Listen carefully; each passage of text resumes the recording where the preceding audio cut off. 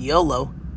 My little rant or TED Talk of the day is that the boomers and the silent generation, Gen X, don't understand how much of a struggle it is nowadays. And I can prove it with math. Let's take a look at what the average house price was in the 1980s.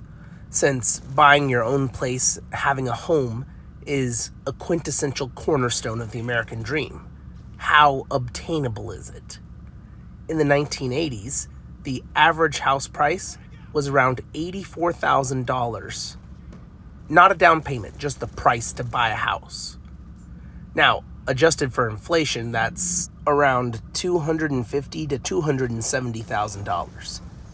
So that's the price that the older generations were working with. Completely manageable, and even counting for inflation, still fairly doable. Now let's take a look at what we have to deal with. Now, a couple months ago, I had made a video that had stated that the average home price nowadays was $420,000. Now, between then and now, the average home price has increased. So the new average that people are working with in 2025 is $435,000. That's close to double what the previous generations paid, accounting for inflation. So we're already starting out way behind the eight ball compared to them. But perhaps they made not as much money as we did. We're more educated now, so to speak. We have better paying jobs, so we should be able to afford it, right? Well, it's not exactly that easy. And here's why. So, in the 1980s, the average income was about $23,000 to $24,000, which, if you were making that much money nowadays, would put you below the poverty line. But accounting for inflation, that equals to about $70,000 to $75,000 in today's money. Now, as of January 2025, the average income is $66,622. Meaning, with all of our degrees that have put us tens of thousands and some people hundreds of thousands of dollars in debt, collectively we've balanced out at around $66,000 per person, which is less money than the older generations were making when accounting for inflation. On top of that, home prices have nearly doubled. And of course, we can't forget that people in the 1980s were still able to access pension plans, whereas nowadays, getting a pension plan pretty much means you only work in government. And the main difference between a pension plan and a 401k is financial responsibility. See, in a 401k, it is all dependent on you to invest, and the company usually matches a small percentage of that. So, at baseline, that requires you to be an intelligent investor with your money. Something that most people are not taught in school, so they have no idea what's going on. I've heard horror stories about people who have put money into their 401ks for years, thinking they were doing the right thing and investing, when all they were doing was putting money in their 401k.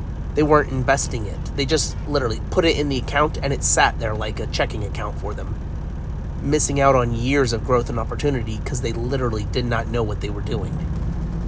Now compare that to the pension plans that people in the 1980s would get. You would always hear about traveling toaster salesmen who would knock door to door for 40 years and then they'd be paid in retirement. And a pension plan is basically a paycheck for the rest of your life. Out of the two options, pension plans are the more safe and secure route, a guaranteed amount of income every year for as long as you live. And with life expectancy increasing, it only makes sense that they were going to get rid of pension plans. No employer wants to be paying somebody for 20, 30, 40 years after they've quit, compared to just throwing in a couple of percentage points of matching dollars for what an employee puts in their 401k. It's a lot less financial responsibility on the employers, and it helps them to keep costs low. Because the problem with late-stage capitalism is profits over people. Another thing is the average cost of living in the 1980s, so factoring everything like transportation, food, luxuries, vacations, was around $22,000 to $27,000 per year. And adjusted for inflation, that is $65,000 to $75,000 a year, which is starting to paint a bleak picture. It means that most people in the 80s were spending as much as they made, if not slightly more. And I blame easy access to credit and debt for that. Mainly credit cards. People are now able to spend more than they make. I even seen on the other day that people are now financing DoorDash orders, putting it on payment plans. The buy now, pay later mentality is poisoning this country. And it started back in the 80s, probably even sooner than that. But the mass adoption of credit cards then is when we really started to notice the problem. Now let's compare that to what the average cost of living is today.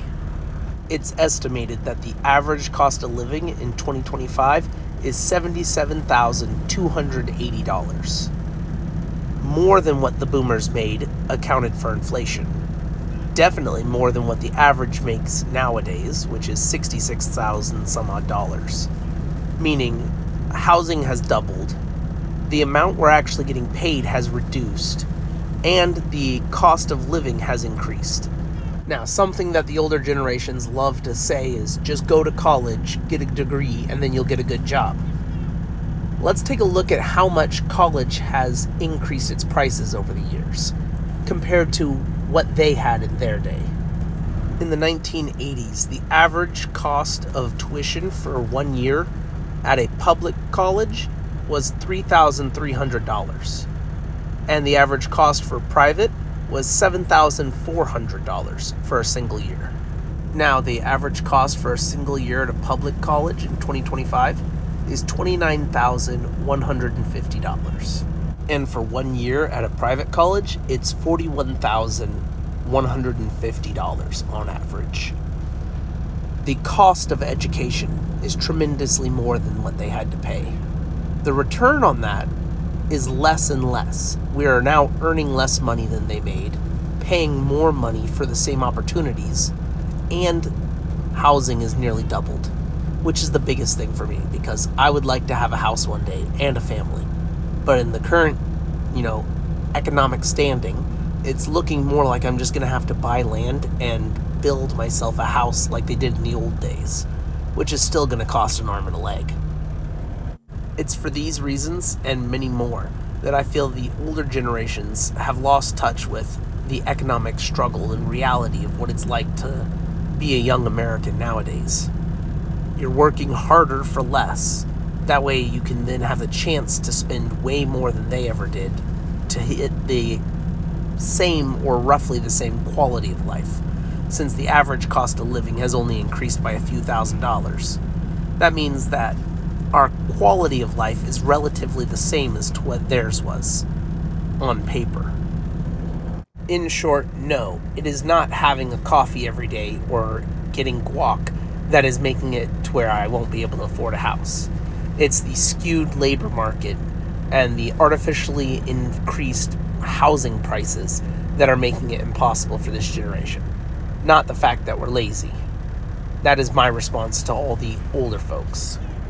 Let me know in the comments below if you agree with all the old heads that we're just lazy and entitled, spoiled brats now, and we need to stop complaining and pick ourselves up by the bootstraps. Or if you think more along the lines of how I think, which is the older generations had it easy. They did not have nearly as much economic struggles as we did. We have a frame of reference that they don't. We can compare to what they had and then, adjusted for inflation, realize they had it easier than us. But either way, thank you for watching, and I'll catch you on the flip side.